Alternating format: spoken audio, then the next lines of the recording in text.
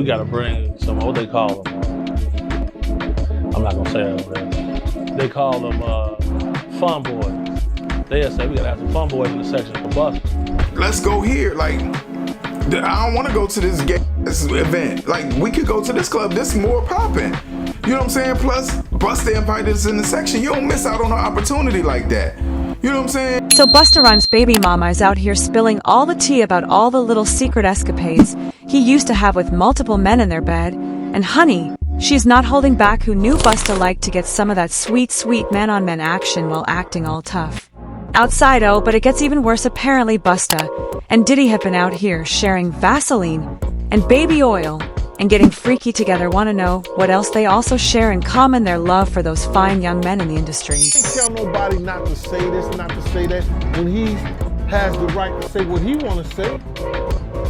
And I guess that's why people coming out on Busta Rhymes saying he's zesty now, because he made comments like that. Well guys, as crazy as it all sounds, Busta's bedroom preferences have not exactly been a secret, which is allegedly why he tries so hard to act like he's a tough big guy with women. So is Busta Rhymes one of the DL men in the industry?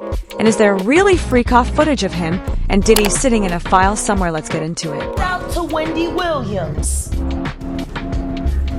the first woman to uncover the homo stuff. So we all know Busta Rhymes is one of the most toxic men in hip-hop when it comes to how he deals with women, right? Don't take my word for it. Wait till you hear from Busta's baby mama as she spills all the tea about how he treated her and how he gets down with other men in the bedroom. Busta met his first baby mama, Joanne Wood, in high school at the time. Joanne and Busta couldn't have been more different. She was a shy, quiet girl from a middle-class family, while Busta was a wannabe rapper from Brooklyn and a member of some weird group called the 5% Nation. Despite their differences, they started dating and didn't waste time before moving in together. However, Joanne later told the New York Post that her relationship with Busta was toxic from the start. Their differences weren't just in their upbringing. They fought over things like who left the toilet seat up and why the toothpaste cap was removed, she explained.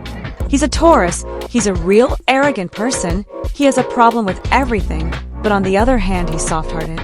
Meanwhile, Busta's career was taking off, and he was making waves as part of the rap group Leaders of the New School. The group later disbanded in the early 1990s, and Busta went solo in 1993. Joanne went into premature labor at 5 months pregnant and gave birth to a baby boy. Sadly, the boy passed away after only a few hours. Busta and Joanne tried again, and by 1994 they welcomed their son to Zia. Busta's career kept growing, and by this time he had his own record label, Flip Mode, an imprint of Elektra Records. His albums were doing well, selling thousands of copies, and he was on the road a lot. However, Joanne never joined him on the road, choosing to stay home with their kid instead. She also never went to industry events with him or got herself involved in the celebrity side of his life. It wasn't just because she was a homebody, though. Their relationship had started going sour, and everything went south in 1997 when a gossip website reported that Joanne caught Busta in bed with another woman.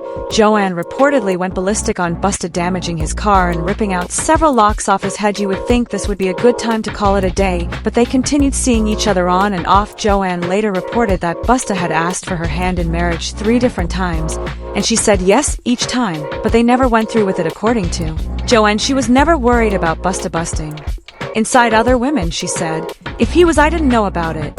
But I can't be naive to the fact that stuff was probably happening. A lot of people felt like Joanne didn't want to come out and say it outright, but she probably already suspected that Busta was more into men. Still, they went on to have 2 more sons together named Tiki and Trillion. The whole time Busta was openly cheating on her with other women.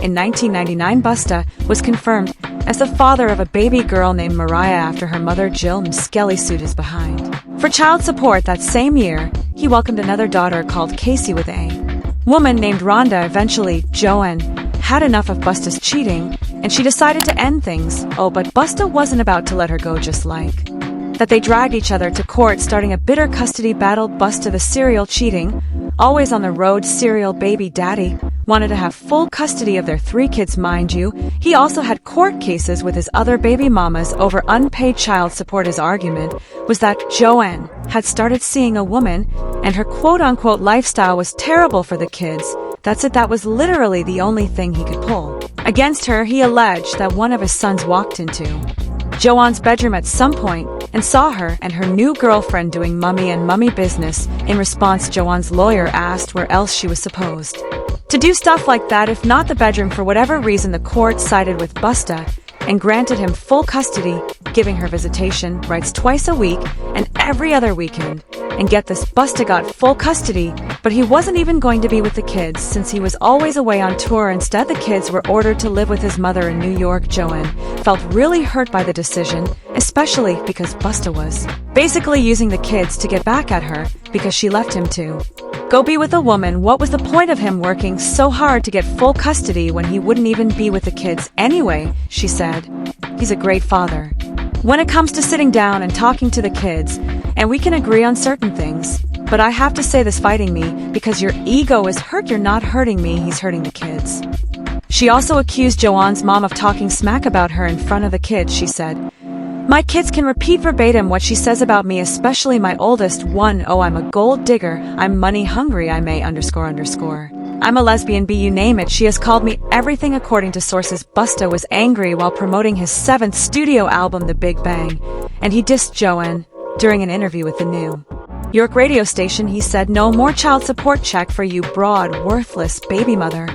Talking about the mother of your children like that is nasty work." But at this point, Joanne had had enough of Busta's antics, and she made it clear that she wasn't going to sit back and allow him to keep throwing dirt on her name when he had so many skeletons in his closet. Word on the street is that Joanne had receipts about Busta's weird bedroom preferences, and she knew all the freaky things he liked to do with men, especially young men. Now the rumors about Busta Rhymes being into fun boys aren't exactly new. It's been an open secret in the industry for decades, and when Wendy Williams tried to expose him back, then he shut her down. As y'all know, Wendy was one of the few people who had the guts to expose these DL men who were using their toxic masculinity to cover up their real identities. When she exposed Diddy, for example, he didn't just shut down the rumors, he made calls to get her fired and tried to ruin her career. However, Wendy always believed that Busta was one of the DL men in the industry and that he had links to Diddy's shady affair with men. Stories of Diddy like shooting people, blowing up cars. Is he this gangster that behind the scenes that is that him? Or is that Shout out to Wendy Williams,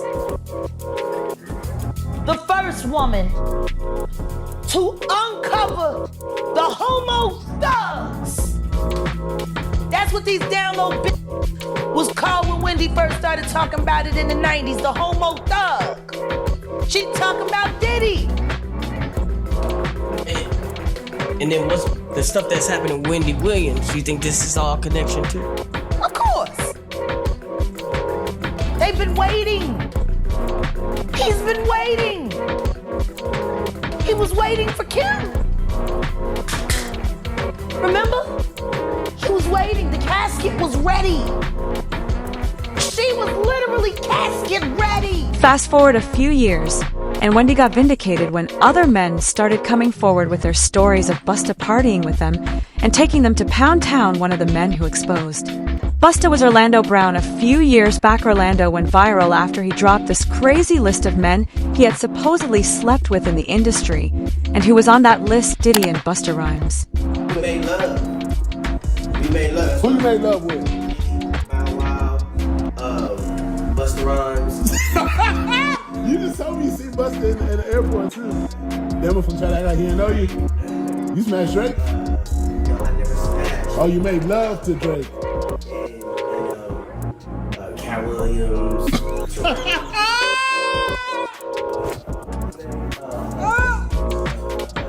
Bro, you smashing a lot of people. What's that nigga name? Terrence Howard. Terrence Howard. Terrence Howard. Usher. Usher's a gusher. What the? Why you not naming a hoe? I'm telling you, bro. It's my dad's friends. My dad sent his baddest friends on me. Who's your dad? Now you could say Orlando was high or doing it for clout, but there have actually been rumors that Orlando talks about these things the way he does because he's trying to protect himself. so the men he's exposing don't come after him. And I guess that's why people coming out on Busta Rhymes saying he's zesty now, because he made comments like that. But not one time, you know, did he speak on his relationship with Diddy? Has he been to the Diddy party? Has he been to the after party? Did he say, well, I've never been to an after party, so y'all gotta wait to speak on. But if you don't believe Orlando, wait till you hear from Busta's former bodyguard, Big Homie CC, who called him a super zest monster according to Big Homie, all the clubs Busta goes to. Already know that if you want him to spend his coins there, you have to make sure all the finest men are in his section. Oh, yeah. Super zest monster. For sure, bro. That's my thing, bro. Like, this been common knowledge, though. Like, all my promoter homies would always say, we gotta bring some. We gotta bring some, what they call them.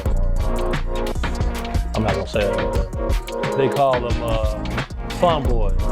They say we gotta have some fun boys in the section for Busta. He talked about one incident when he, his model friend, and a lawyer guy were at the same club Busta was. According to Big Homie, the moment Busta set eyes on the lawyer, he damn near started drooling. He started thirsting. After the guy begging him to come to his section, Busta allegedly didn't give up until the guy gave in and went to his section partying with him for the whole night. Bro, on my soul, I'm out with a group of people. At this time, I was with Don Benjamin. You familiar with him? No, never heard of him. Model dude, like a model guy. He was doing like some rapping and stuff. His name Don Benjamin. I'm out with Don Benjamin. And the club we ended up going to, Busta Rhymes in there. So it was a little lawyer guy that was with us. And the little lawyer guy we was with, you know, he was a gay dude, super cool, feel me, good guy. Bro, Busta Rhymes wanted him in his section so bad. Like, what? Pulled him to the section, like through the rope, and tucked him off in the corner. So I'm looking like, well, he ain't come with us. But I know he was in the little group. So if I go out with somebody, like a group of people, I try to make sure everybody get there together and leave together. No, he stayed with them. He stayed in there with them. For sure. You ain't never heard about this before, have you? But this common knowledge, bro. If you in the mix, no. If you in the mix, like I've been in the mix, you know. Big Homie also talked about how SUS it is that Busta is always getting angry with women when they fan girl around him, but he doesn't have the same energy for men. If you notice, like, there's countless videos of Busta Rhymes getting mad at females for just being girls. This girl touched him one time, he go crazy, throw a drink on her and everything. See what I'm saying? Like, what? Why you getting mad at females? You go to these guys, they in the club, go to their section. It's all men in the section. That ain't weird to nobody. I'm going to the bar, sorry. And you know what, he's not lying. Busta has been spotted many times being aggressive with female fans for the dumbest reasons. It's like he can't stand women or something, just when you think it can't get shadier. A YouTuber named Tripper spilled some spicy tea about how he ran into Busta Rhymes when he was returning from a Halloween party with his friend. The moment Busta locked eyes with him, he started acting down bad. New York City, you know, going to a club. It was Halloween weekend, you know, everybody was out. And it was this party we was going to, me, my boy, and his friend that had came in from Detroit. Friend that had came in from Detroit. And I'm walking across the street and Busta Rhymes just grabbed my hand. And he holding my hand. Now I ain't know it was Busta at first. You know, Busta Rhymes tall. I'm sure I came up to about right here. So the first thing I noticed was this big ass flip mode chain that was blinding me. So I look at the chain and I'm like, and I look up, I'm like, oh, what's up, Busta? What's up? According to the guy, Busta gripped his hands and asked if he wanted to party with him in his section. The guy was excited because he thought this was an innocent invite, and who wouldn't be excited when their favorite artist wants to hang out with them. Only thing that saved him that day was the fact that his friend didn't feel the same way about partying with Busta, or else who knows what might have happened if Busta managed to get him to the section. He held my hand the whole time. I'm like, what's up, man? He like, what you doing? And I was like, oh, me and my people, we about to go to this club around the corner. What's up, man? You know, and then I noticed throughout my peripheral vision, the side eye, this big bodyguard in black. Just standing there, you know, looking around, you know, looked at me, you know, still looking around. Meanwhile, Busta still got my hand in his hand.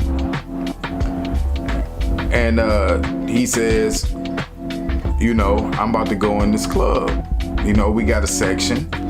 You know, you can come in with me if you want. And I'm like, what? For real? Like, that's what's up. Like, he was like, yeah. I was like, well, I gotta, you know, tell my people. I was like, I come in. You know what I'm saying? He was like, okay, just let me know, you know, tell them that you coming in there to meet with me and come on up. And I was like, bet. So, of course, I'm excited. You know what I'm saying? Busta Rhymes is one of my favorite artists of all time. And back then, I was really on my rap-ish, trying to get on. And I mean, what better way to network? Busta just invited me up to a section.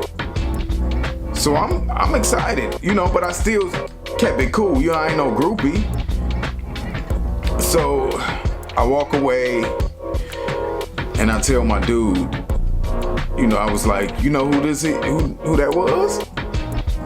He was like, yeah, I know who it is. Oh, but there's more. Another time, Busta was reportedly spotted in a gay neighborhood around 4 a.m. walking with a trans model. He and his trans girlfriend were allegedly returning from a gay pride event when they were spotted. According to reports, Busta was allegedly just casually strolling around the neighborhood, and you could tell he knew his way around. And then there's the fact that Busta's former female partners have all talked about how he's terrible at pleasing women. He reportedly doesn't know how to make women scream or cream. In 2006, Karen Steffens released her book Confessions of a Video Vixen, and she revealed that while Busta's meat was as meaty as they come, he didn't know how to use it to get a woman. Right, mind you, Busta is always trying really hard to portray himself as a tough guy, publicly making homophobic comments and acting like being gay is the worst thing that could happen to a person. Remember one time in 2006 when Busta made headlines for blasting a male fan with homophobic slurs. According to the New York Post, all the guy did was walk up to Busta